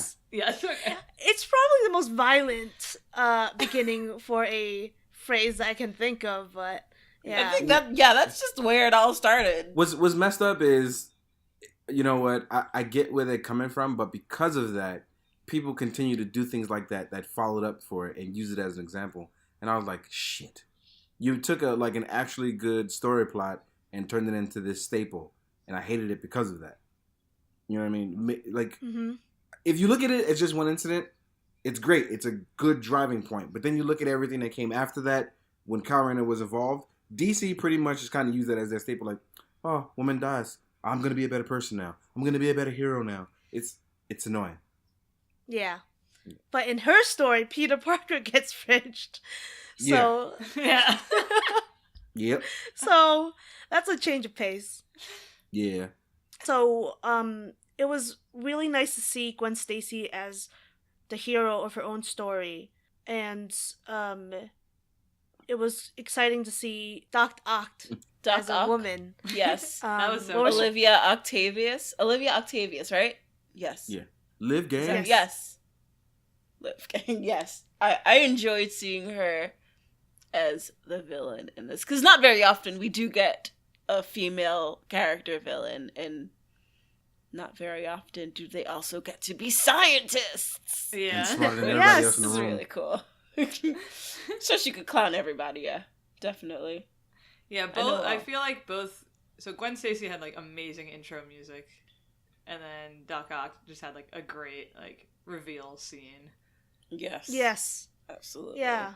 There's so many moments. Yeah. Sorry, go ahead. No, it's okay. I was just going to say, because even she was curvy. I like how everyone was drawn shapely. No one, even Kingpin. Kingpin, who was literally just a big old block of cheese, was a great block of cheese. You know what I mean? Yeah, well, I read that it was so that he would take up the whole screen type of thing. To be like, like larger than life. Yeah.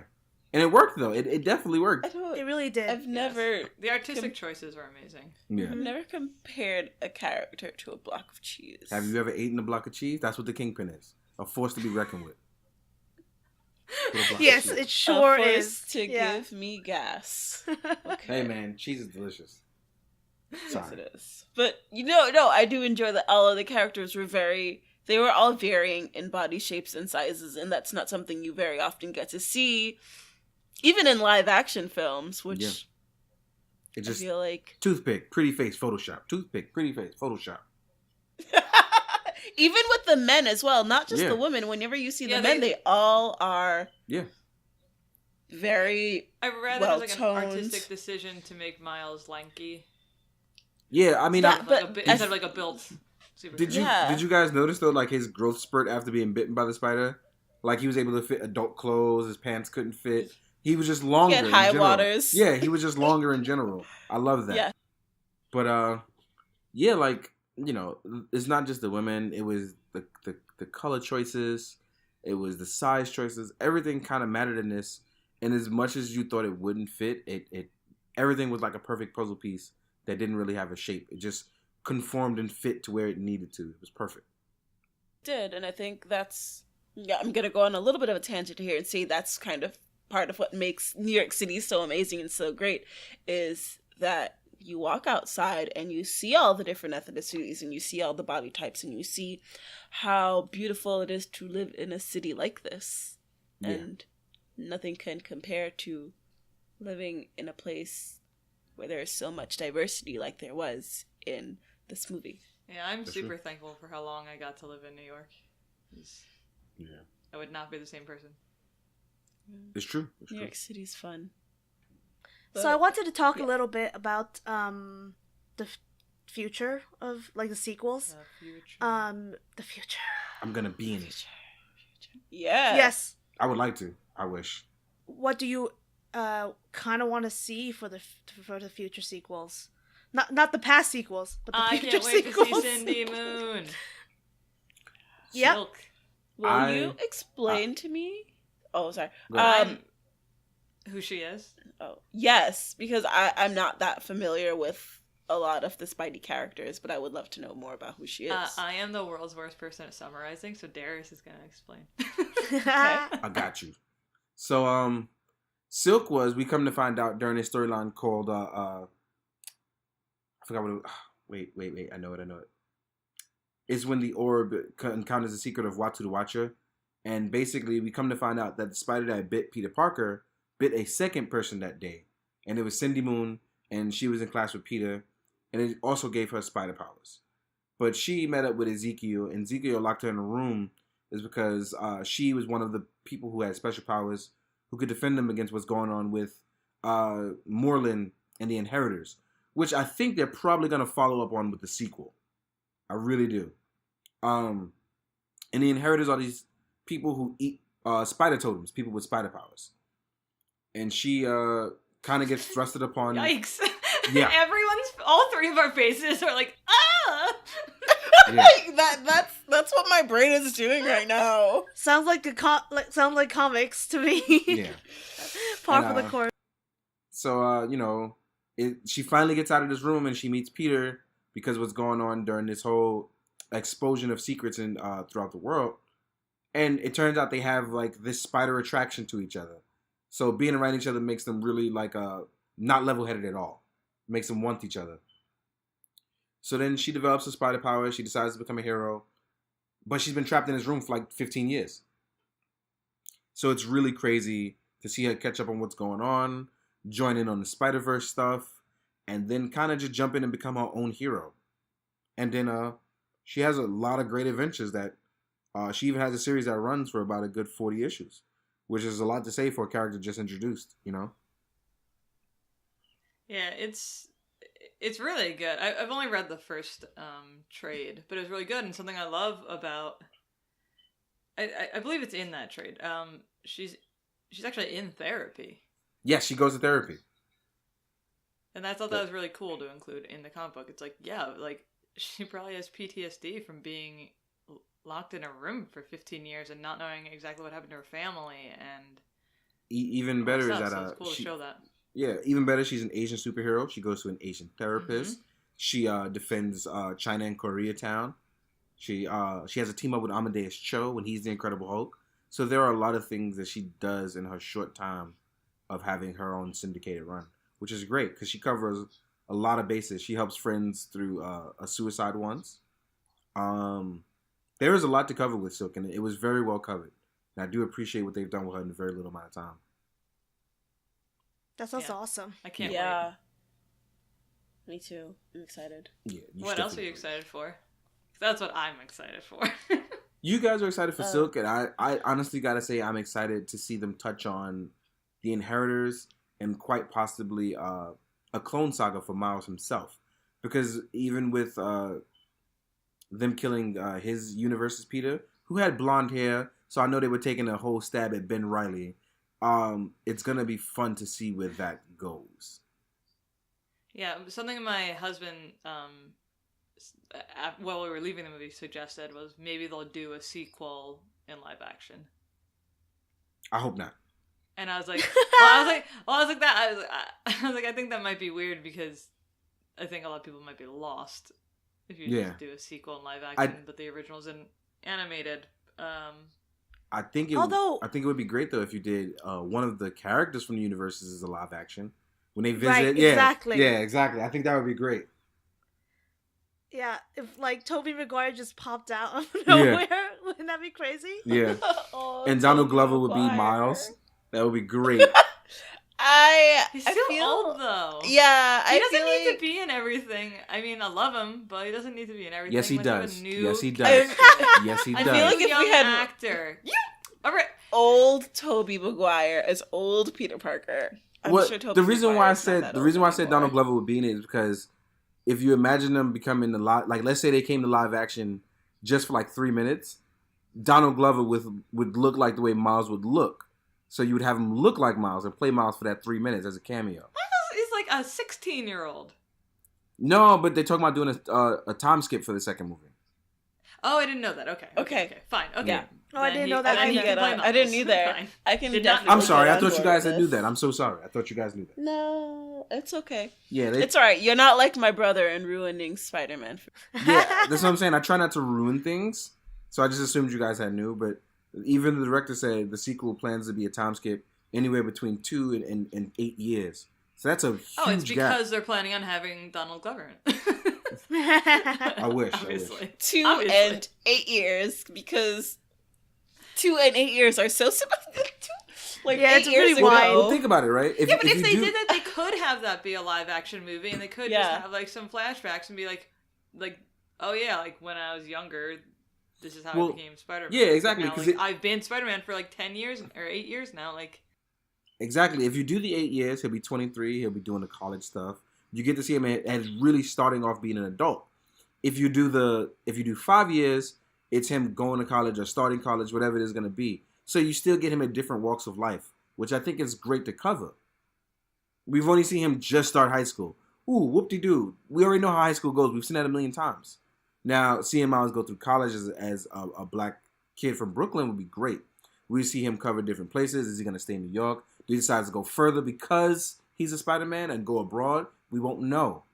But that's kind of the stuff you cover, and you have a wide variety to exchange within them.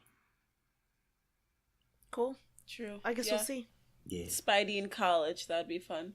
Yep. Spidey at a house party. Ooh. Will he have Peter Parker's low tolerance of alcohol, or will he be great at what he does? You never know. Or will he be sober? Exactly. Yeah.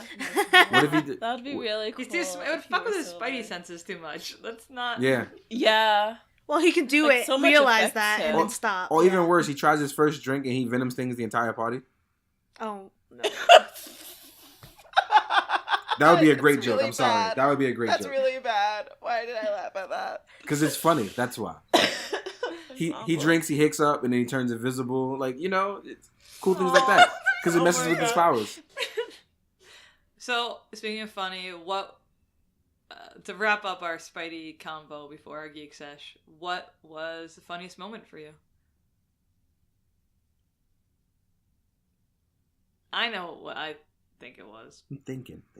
But yeah, I'm trying to think. When he gets bit, and it's super dramatic, because it's always super dramatic when Spider-Man gets bit by a spider, and then he just flicks it off casually and walks away. Yeah, it was very good. That was really funny. Because there was a whole dramatic build up to that, and he was like, "Nah, man, don't care."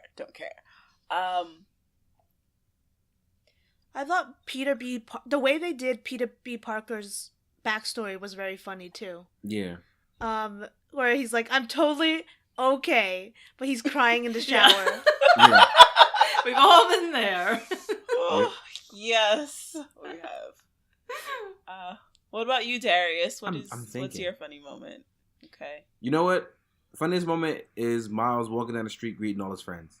Because I felt that. Oh, yes. That was so lovely. I felt that emotionally. I was like, this is making me laugh, cry, and have lots of memories of growing up in Brooklyn. So I would have to say that. Him definitely greeting everybody was one of my best moments. Alright. It shouldn't have been funny to me, but it was. It really was. No, it was it's really a good moment. It was a good moment. Yeah. For me, it's really difficult. But it was the one that was also in the trailer where his dad is like, "Say I love you." Yeah. And he's trying to go, and I see that, and I'm just like, God damn, that's my father. I felt that. And my uncle, all of my uncles do this crap to me. And I'm just like, I love you, bye. My uncles used to drop me off at school in elementary school, and they would put me on their bike and I would go and they'd be like, I love you. And I'm like, oh my God, I love you too. Go away. Yeah, I also, just want to go to 5th grade. As much as I don't like when boys touch me at all, I did think the scenes with him and his Uncle Aaron, where his uncle's like telling him how to talk to girls, was pretty damn good. That, oh. It was really rough. cute. It's rough because internally I'm like, this is adorable, but also, why did you touch her? So yeah. We're all there. When he then goes on, see, oh my gosh, when he was there too. He was like, "Oh, why am I doing this?" it's really hard to fight that because me growing up, you're taught, you're welcome to touch someone if you seem to be invited, but you have to know when the lines are there. And as a teenager, you clearly don't know that they're there. And as soon as you touch it, he realized, oh, I messed up. I'm so messed up. And it was like slow-mo, and he knew he. Oh God. Yeah, didn't he? And that's when he got stuck to her too. Yep. So like he messed up so bad he got stuck to her and ripped out her hair. They cut it, but the scene when he then goes on to compliment her hair, and she's like, "You don't get to do this. You caused this." Yeah, exactly. Badass. I love her. Yeah, you don't get to decide. You don't get to say that. Terrible. So many good moments. Mm-hmm. Yes. So, all right. So that was our Into the Spider-Verse chat. So every episode we do a geek sesh, and this week we are doing the trailer for Far From Home. Mm-hmm. I was very excited when that trailer came out. Can we just talk about the fact that Peter is finally getting to meet Nick Fury? I mean, I kind of felt bad for his friend getting tranquilized, but yep. But what are your thoughts on that? Like, I didn't feel bad because that entire scene is taken straight out of the comic books. Yeah. Oh. Okay. So, gang falling on his face, that actually happened in the comics. So, poor guy. Hey, I feel like he just gets like the short end of the stick sometimes. Do you think he's gonna like fanboy Not out? Always. Do you think he's gonna like fanboy out? Yes, because he's gonna make a joke, and Nick Fury is probably, knowing Samuel Jackson, they're probably gonna have some banter, and I'm gonna love every moment of that. He's gonna say something weird, and Nick's gonna be like, "You know what, kid? I like you," and then I'm just gonna love it. That was really good impression. Yeah, exactly. He's like, "You know what, kid? I like you." You know what? It's gonna definitely be a lot of good moments. Yeah, I mean, my first thought when watching it was Spider-Man and Nick Fury are alive. Well, we don't know the answer. Was that really? Ruin Avengers 4 for them to have shown that trailer before it? Well, it's not okay. about the end. It's about the journey. Well, not just that. Also, remember in Infinity War, he was on a school bus trip. That could have been them coming back from the airport. So Far From Home could be before Infinity War. I choose to think it's after. I don't think it is. It's not that you can't. It would make sense. If you wanna finagle it that way, you can. Right. If you want to trick yourself into thinking. I mean, I don't give it. Look, I don't give a shit. I don't give a shit. I'm just gonna wait until they give me the timeline and be like, "This is where it's taking place." I don't want to speculate. Like they took the date out of his passport, like the year. The year, yeah, of his passport, so that you couldn't tell when he got that passport. Yeah, they did that on purpose. Okay. That was smart. Mm-hmm. Yeah. Yeah, so it's probably gonna. Well, also the movie comes out July 5th, so you know. I still think it's after. I'm actually upset. I can't. I'm going on vacation that week. I'm snapping my fingers. Goodbye, Thanos. Bye, Thanos. Bye, boy. I won't even be in the country when this comes out. I'm upset. We won't even know. And then it's still like. Then there was all the nods to like the Sinister Six with Sandman and Hydro Man. Yeah. Mm-hmm. Yeah. They had covers on boats, cover numbers on boats. I'm like, man. I read about that. Yeah, immediately I noticed it. I was like, you motherfuckers. And then there's like the noir looking suit. Mm-hmm. Do you like it? I'm reserving all judgment till I see the movie. That's how I usually do about these things. Well, you can kind of see what it looks like. No, because here's what a lot of people don't know. when I do my work for what I do for work, I get to see a lot of preliminary designs, so I kind of can't say anything anyway. But more importantly, it's even worse because when you guys get those trailers, that's not the real final designs or anything. That's true. They Photoshop a lot of those teaser trailers to just not be able to spoil anything for anyone. So there's stuff that you're not even seeing yet. Interesting. That sounds like you know something. Darais always knows something. Yeah. I don't know what y'all talking about. Okay. All right. You can. Okay, we'll see. And toys. I've heard that toys spoil a lot of Yes, they do. movies now. Yes, they do. Well, yeah, when you think of production time, toys need to know what's going on beforehand, so it comes out like. That's why a lot of toys are also before or when it's inaccurate coming because we have to go on, stuff that's not out for like 8 months. So it's like, oh, why isn't this accurate? It's like, all right, you try working with a sketch design from 2 years ago. So, yeah, there's a lot of stuff. Interesting. Okay. Same thing I can say for Endgame. There's a lot of stuff that no one knows anything about. You just get sketches and redacted information. That's all you get. That's where I'm at right now. I'm trying to figure this out, and I'm like, what's happening? You won't be able to figure out because anything. I love costume design. You won't be able to with figure a out passion, anything. and I just. They are not going to leak a single bit of that. And the person that does leak it, I feel sorry for you because you will never have a job again. Wow. I'm not even joking. That person will never have a job again. Well, good to know. So don't leak that information. What else was in the trailer? Peter. Yes. All right. So, Peter, who's now going on the school trip, and from what it looks like in the trailer, is that he's leaving his suit behind. Right. And he's kind of feeling torn with being a kid, a teenager, going on this trip and wanting to experience things as a teenager, and dealing with the responsibility that comes with being Spider-Man. Like, how must he be feeling? Because that really, like, hurt my heart, because I know what it's like to be a teenager with a lot of responsibility and want to just be a teen. Like, how do we feel about what he must be dealing with right now? I don't think he cares at all about being a teen. I think he cares about being Spider-Man. Tom Holland is so psyched to be Spidey. But he did leave his suit behind. Yeah. But I think Nick Fury brought him his suit. Yeah. Yeah. I mean, it could, if this is happening after Endgame, it could also be because of something that happens in Endgame that PTSD. he feels torn. Oh. Yeah. He did get wiped out of existence. Mm-hmm. Yes. He could honestly be like, I need to take a break from Spider-Man. Spider-Man is something that I leave in America, but while I'm out on this school trip and, like, with my friends and with my peers, like, I want to be able to enjoy this because it's the only time I'm ever going to be able to and with MJ enjoy this life.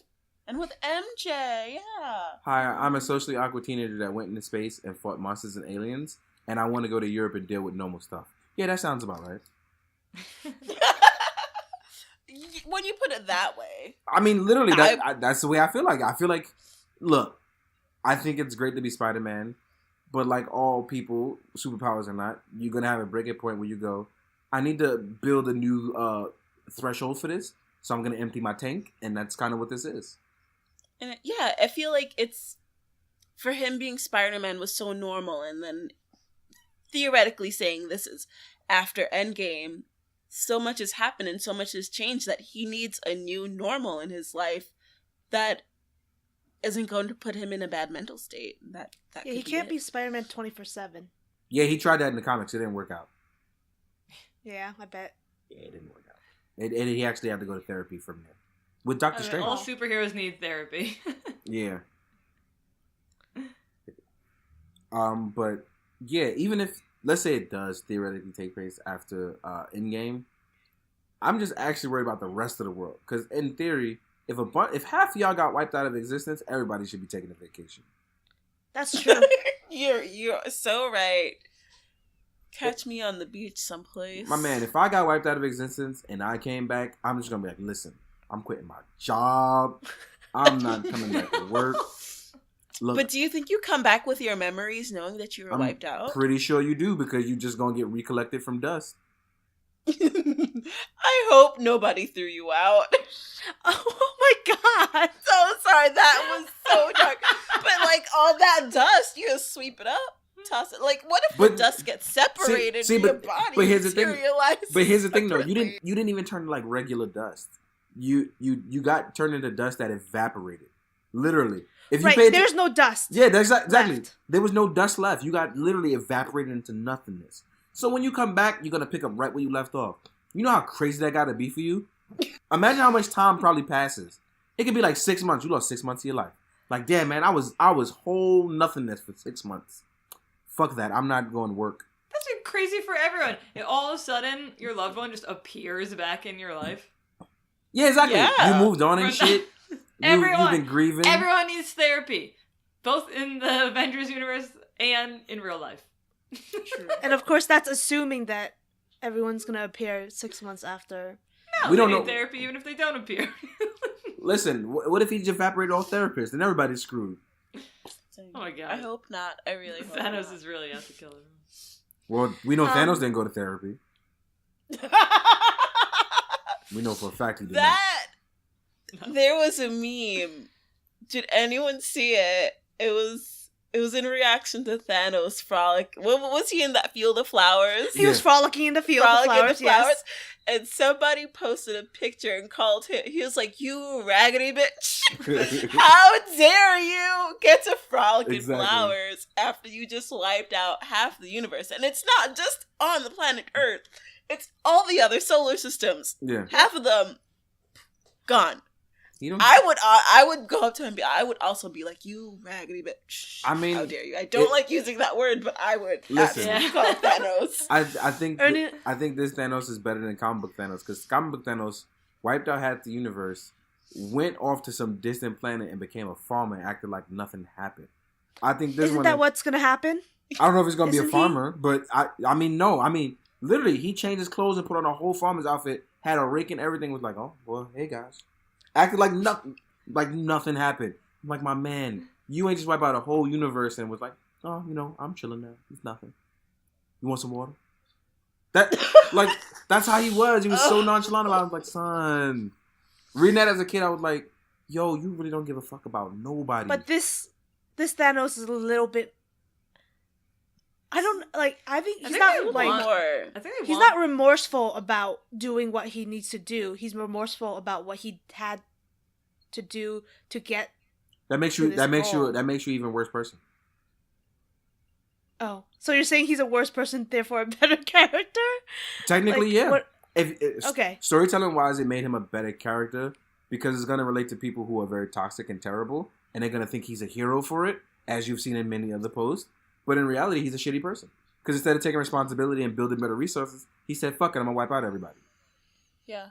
Mhm. Because we have the resources. The resources exist. It's not just that he had whole space technology to give out more resources, and you chose to wipe out half the universe. You telling me you got whole sort of spaceships that can travel as fast as light, can bring all sorts of resources, can conform into tiny little boxes and stones that can create infinite resources. You're gonna still wipe out half the universe? You're a shitty person.